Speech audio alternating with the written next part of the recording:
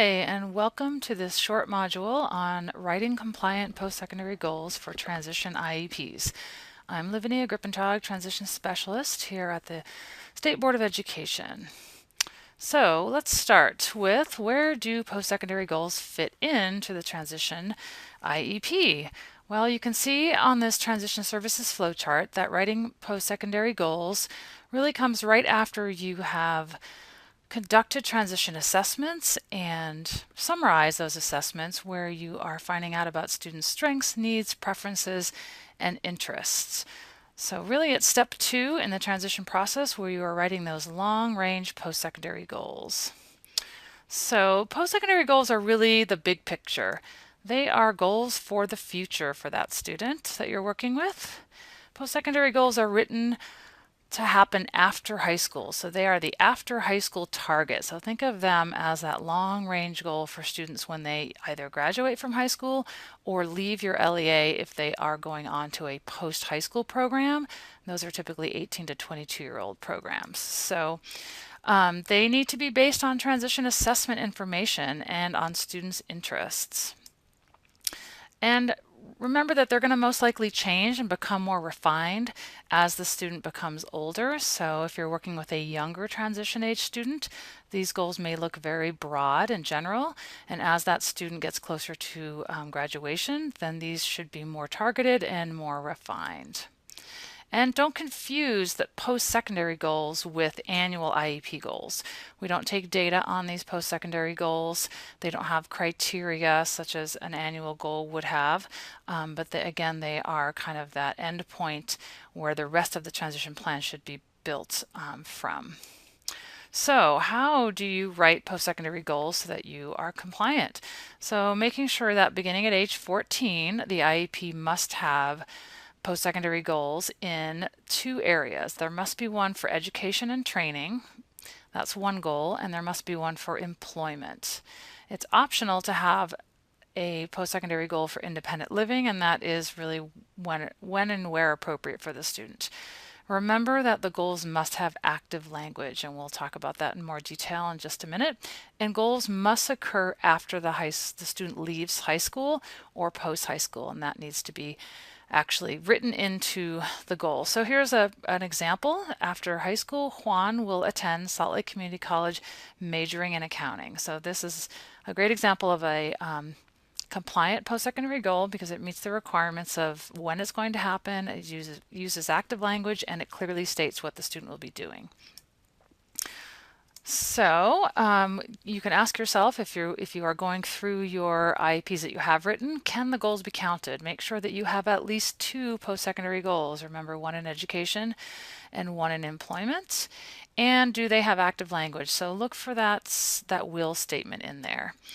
Will the goals occur after the student graduates from high school or after the student leaves your LEA if they are staying for post-high school services? And are they appropriate for the student? Are they based on the assessment information you have for that student, and do they really reflect the student's interests and preferences? And have they been updated? We don't want to have the same goal for a student at age 14 and not change when they're 18. So we want to make sure that annually, based on new assessment data, that those goals are refined or changed or updated as needed. So just to be clear, definitions for post-secondary goals: education and training can include 4-year colleges or 2-year colleges, technical colleges. They can include military service, mission, or any kind of specific vocational training. It could be a paid or unpaid internship, or even on-the-job training for students who are not planning on going on to any further education. Employment, we're talking about paid employment, but that can be competitive employment, it could be self-employment, it could be a family business, it could be customized employment for a student with a more significant disability. So those all fall under that area of employment. And then independent living skills, remember, does not just address if a student is going to be living independently or still with a family, but all of these other things should be considered in independent living skills, such as self-advocacy skills, assistive technology training, transportation. All of that falls under independent living skills. So here's a formula that I found very helpful when I was first shown this and I was writing post-secondary goals for my students. If you follow this formula, you will always be compliant. It's kind of a nice template to have. So that's provided here for you. And then we are going to talk a little bit about some examples and some non-examples of what is a compliant post-secondary goal. So after graduation from high school, Maria will be enrolled in welding courses at Salt Lake Community College. So this meets the requirement because it states when it's going to happen. It has active language will, and you can really picture that the student is going to be what they're going to be doing clearly after they graduate. Here's another one. After post-high school, Lori will maintain her budget independently, paying all of her utility bills. So this is an example of a post-secondary goal for independence. It states when it's going to happen, that it will happen after post-high school, and what the student will be doing. She'll be expected to manage her own budget independently. Peter will work full-time in residential construction after high school. This meets the compliance. The after high school statement is at the end, but that's okay. It's still in the goal. It has active language and it states what the student will be doing. After high school, Lexia will work in the music industry. This is a great example of a post-secondary goal for maybe a younger student who recognizes that they have an interest in music, but doesn't know exactly what that might look like, and so it is more broad and general, and we'd expect that goal may get more refined as the student ages. Nate will attend UVU to study environmental science after he graduates from high school. So this is probably a goal that would be more appropriate for a student who is closer to exiting or graduating, because it's more specific and it includes exactly where the student will be attending and what they're going to be studying. So here are some non-compliant post-secondary goal examples. Pedro wants to work with animals either at a shelter or a vet office. Again, this is great information, but it lacks the active language. It should say will instead of wants, and it also does not state when it's going to occur. So that statement of after high school is missing. Therefore, this is not a compliant goal. This next one, after high school, Sue will learn vocational skills in a post-high program. So remember, the post-secondary goal is for after the student leaves the LEA. So this is a student that's going on to a 18 to 22-year-old post-high program, then this goal should be stated for what will happen after she leaves. So this would not be compliant because it does not state what the student will be doing after they leave the LEA. The fall after graduation from high school, Allison plans to enroll in a four-year university. Again, it's got that statement of when it will occur, but it is lacking that strong active language of will. So it should say Allison will enroll or be enrolled in a four-year university. Jane will attend a job fair on the college campus. This is a great activity. However, it is not a compliant post-secondary goal. It is missing the statement of when it's going to happen, and it does not address what the student will be doing after they leave. All right, let's take a look at these and see if we can test your ability to recognize whether it's compliant or not. After high school, Luis will attend college majoring in engineering. Okay, this does meet the requirement. It has the active language, it states when it's going to occur, and it is clear what the student is going to be doing. After post-high, Rachel will work part-time in a retail clothing store with the support of a job coach. So again, this states when the student will leave the LEA, which is after post-high school. She will work part-time with support, so that is compliant. Tom would like to go to college and get a degree in computer science. Again, great information, but it's not compliant. It's lacking the strong language of will. Tom will go to college, and it's also lacking when it's going to occur. So that one is not compliant. Maria should attend a college fair and apply for FAFSA. Those are great activities, but again, not a compliant goal. It's missing those key components. Tiffany will need supports at her job and home. This is not a goal. This is just a statement of her needs, so this does not meet the requirement for post-secondary goals. Luke is thinking about applying to Salt Lake Community College.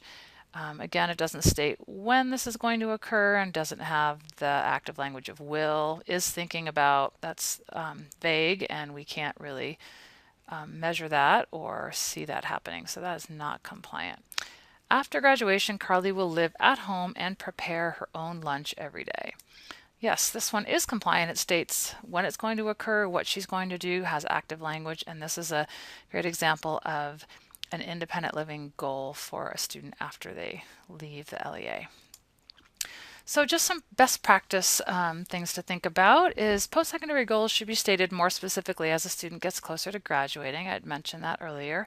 I think a lot of times teachers are not quite sure how to write a post-secondary goal for a very young student, 14. Remember, they can be more broad, but they still need to be compliant. So for example, if a student says they want to be a rock star, well, that means they're probably interested in music. So you could then write that goal that they will be working in some form in the music industry. So sometimes you kind of have to take what students give you at an early age and kind of make that more broad for them and formulate that into a measurable post-secondary goal. Also, it's great if you can have the goal be generated by the students. Really include them in their own self-discovery, what they like, their strengths, and their preferences based on those assessments, and have them generate their goals so that they own those goals. Of course, you'll have to make sure that they're compliant, but they can certainly have a voice and create their post-secondary goals. Goals for independent living should be considered for all students. A lot of times we think of independent living goals as only appropriate for students with more significant disabilities.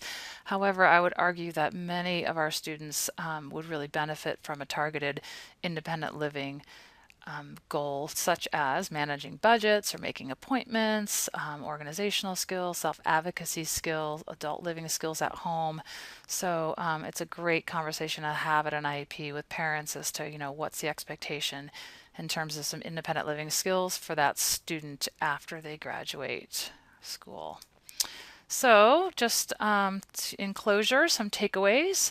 Make sure that you're gathering sufficient information from ongoing transition assessments regarding the student's strengths. It's really hard to develop a comprehensive transition plan without really having some great information about the student, and that can be gathered in many different ways with checklists and different transition assessments, interviews, observations.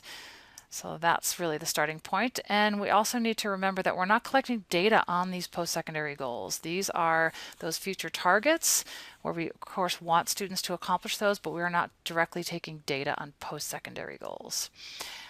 Some LEAs are concerned that if a student doesn't reach that post-secondary goal after graduation, that they will be held accountable. That is not the case.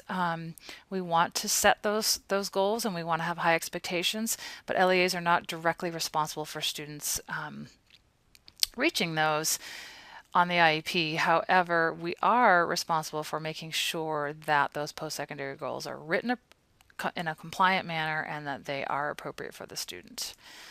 Also, make sure you include the students in that process, like I mentioned before. So if you have any more questions about writing compliant post-secondary goals, you can find my contact information on our transition page at the USBE website, and I'd be happy to answer any questions. Thank you.